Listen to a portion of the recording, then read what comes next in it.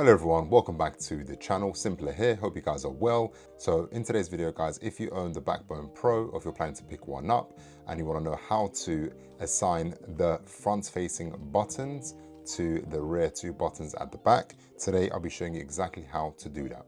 So first things first, I'll be using my iPhone 17 Pro. Doesn't matter which phone you use, as long as it's an iPhone 15 and above, or you can use an Android, as long as it's got a USB-C port. So the new Backbone Pro, if you don't know, it does come with a few extra perks over the Backbone 1. That does include, of course, the rear back button and a few other things which I do go over in my full review of the Backbone Pro. So be sure to check that out. I'll link it down in the description below.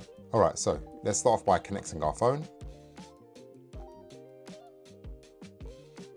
Okay, once that's connected, unfortunately, in order to assign the buttons, you do need to have the Backbone Pro installed onto your phone. This can't be done through the controller itself, it has to be through the app. So once you've done that, let's go into the app.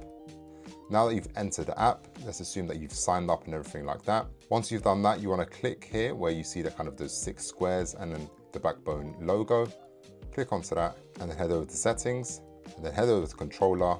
So here you've got the controller details, which is the Backbone Pro. That's the device that you're using.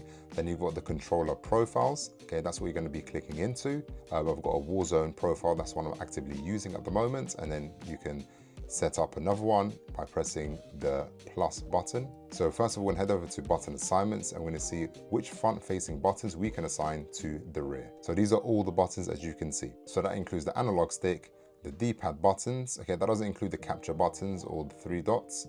Okay, moving on to the other side, again, the analog stick, and then the A, the B, the Y, the X, etc. Okay, now moving on to the top, you can also assign the top buttons as well. So that includes the L1 and L2 and R1 and R2. You also have the option to adjust the joystick dead zones. This is very, very important, especially when it comes to first-person shooters. As you can see, so I can increase it or decrease it. I currently have it around 12%. That works well for me. And the good thing is you can also test the joysticks as well to see how these settings affect the analog sticks.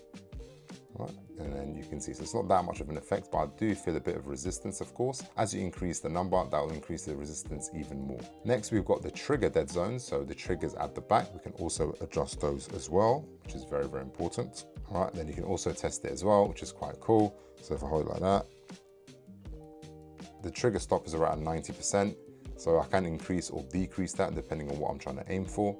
So first person shooters, if you are going to be using the L2 or the R2 buttons, preferably in first person shooters, you want the triggers to have less depth when pressed. So it's very, very quick and very snappy. Now I'm going to run Call of Duty Modern Warfare 2019 on this. Yes, I still play that. To be honest, I actually went back to playing that because it's such a cool game. I'm going to show you exactly what I assigned to my rear buttons.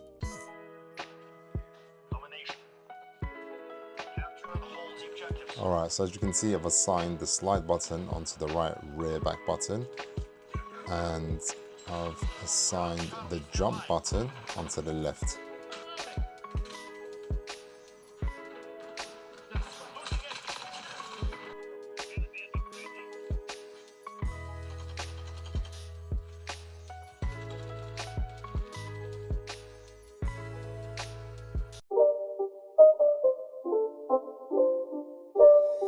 It's not a game, it's a